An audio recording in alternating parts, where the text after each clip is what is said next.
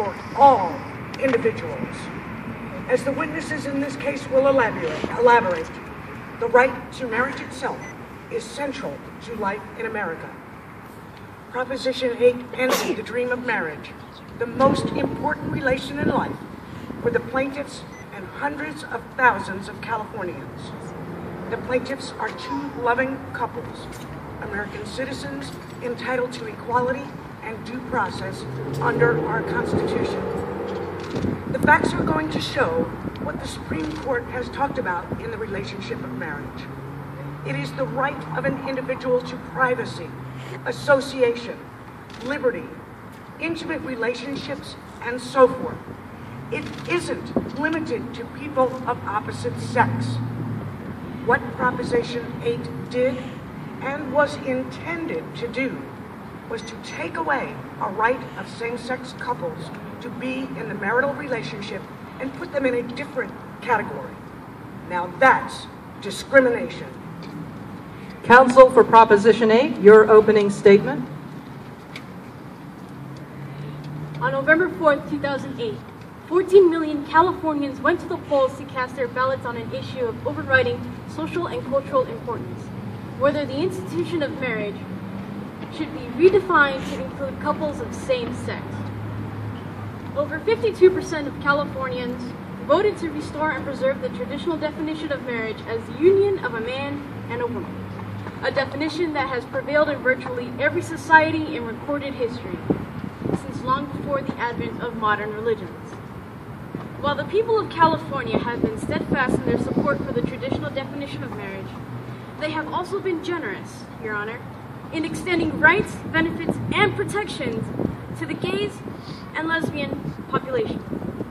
California has some of the most comprehensive civil rights protections for gays and lesbians everywhere.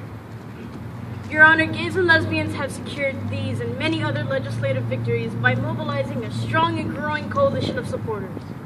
This coalition includes the state's largest daily newspapers, many of California's leading corporations, Hollywood, organized labor, a number of religious groups and leaders, political parties, professional associations, and elected officials, among many, many others. In short, the evidence will show that California's gay and lesbian community has substantial power. The evidence will show that marriage is and always has been designed to channel the naturally procreative sexual relationships of men and women into these enduring stable unions. The risk to the institution of marriage are that the nature of the institution will be altered, that it will be deinstitutionalized, that the norms, the laws, the social conventions that have given marriage its structure will likely lead to very real social harms, such as lower marriage rates, higher rates of divorce, and non-marital cohabitation, with more children raised outside of marriage and separated from at least one of their parents. Kristen Perry, a gay Californian who was directly affected by the passage of Proposition 8, is under direct examination by her lawyer.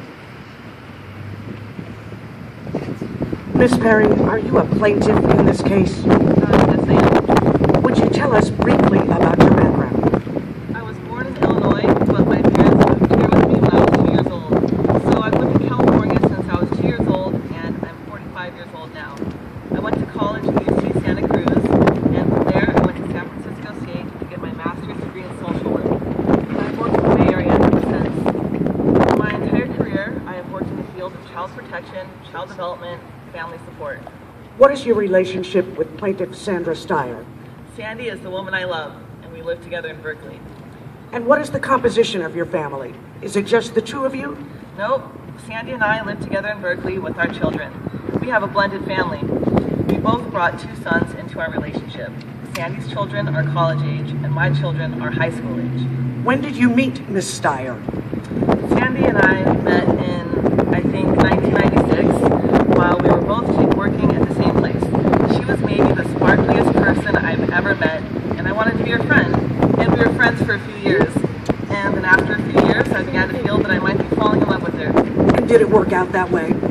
I did fall in love with her. I did. And how did she feel about you? She told me she loved me too. How would you describe your sexual orientation? I am a lesbian. And tell me what that means in your own words. What does it mean to be a lesbian? Well, for me, it means that I've always felt strong attraction and interest in women and formed really close relationships with women. And I've only ever fallen in love with women. Do you feel that you were born with those feelings, with that kind of sexual orientation? Yes, I do. Do you feel it could change in the future? Do you have a sense that it might somehow change? I'm 45 years old. I don't think so.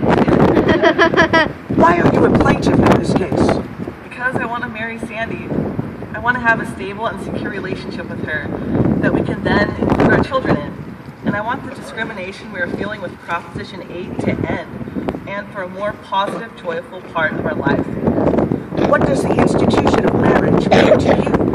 Well, in some ways, it's hard for me to grasp what it would even mean. But I do see other people who are married, and I think what it looks like is that you're honored and respected by your family, and your children know what your relationship is. And when you leave your home and you go to work or you go out in the world, people know what your relationship means. Did you and Miss Steyer ever attempt to be married? We did. Tell us what happened. In August 2004, Sandy and I both talked about whether or not we want to go to San Francisco to have this marriage that was offered through Mayor Newsom's ordinance that we read about in the newspaper. We made an appointment and we went to City Hall, and we brought all the boys and my mom, and we were married at City Hall. And how did you feel about that? Well, as amazed and happy as I could ever imagine feeling. And I'm still a little confused by these experiences because they're not the ones that I've let myself feel. After that, was there a decision by a California court having to do with that San Francisco marriage? Yes. A few weeks after our August ceremony, the state Supreme Court ruled that the San Francisco weddings were invalid. What was your reaction when you heard that? Well, when you're gay, you think you don't really deserve things. So it did have the sense of, well, you know, I didn't really deserve to be married. Did you receive notification that your marriage was null and void? Yeah. The city and county of San Francisco sent us a letter after the ruling. It was a form letter and our names were typed at the top. It said, "We're sorry to inform you that your marriage is not valid and we'd like to return your marriage fees to you. Would you like them as a check or donated to charity?" And what feelings did that evoke? I'm not good enough to be married. Sometime in 2008, the California Supreme Court rendered a decision that marriage could be obtained by same-sex individuals irrespective of sexual orientation. Do you remember that decision? I do. What did you feel when you heard that the California Supreme Court said that you had a constitutional right to marry the person of your choice? I was elated to hear it. I really was. And I know Sandy was too, because we talked about that ruling when it happened. Were you aware that people were organizing an effort to overturn that California Supreme Court decision? I remember media reports of groups or individuals saying that we disagree and we'll have to take action, and the sort of beginnings of what resulted in the ballot initiative. And that was a ballot initiative that same year, is that correct? Correct. Now, what was it like for you to be a citizen, to watch and listen to the campaign to overturn that California ruling? What was going on around you in the political world on that subject? I felt like I was being used. The fact that I am the way I am and I can't change the way I am was being mocked and made fun of and disparaged in a way that I didn't really have any way to respond to. Do you, as you go through life every day, feel that the other effects of discrimination on the basis of your sexual orientation? Every day. Why is it that you want marriage so much when you have the domestic partnership opportunity in California? Well, I don't have access to the words that describe my relationship right now. I'm a 45-year-old woman. I've been in love with a woman for 10 years, and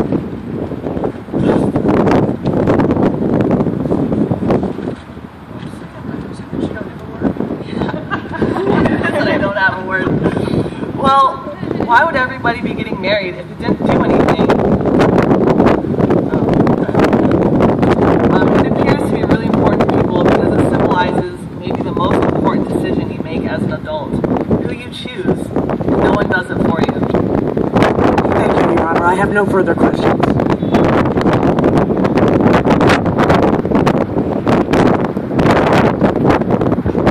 do have a further question.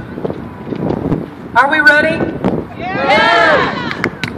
Are we ready to have a nation of equals? Yeah! Are we ready to recognize that the struggle for equal rights, from Seneca Falls to Selma to Stonewall, is a struggle borne by everyone? Yeah! That the continued oppression of people is an oppression of all people? Yeah! Are we ready to end discrimination in this country? Yes! Tonight, light a candle. Put that candle in your window and let it shine and let it melt away any fears that you are harboring and give you hope that we are on the way to a land of liberty and justice for all. Thank you very much. Please hold your sign.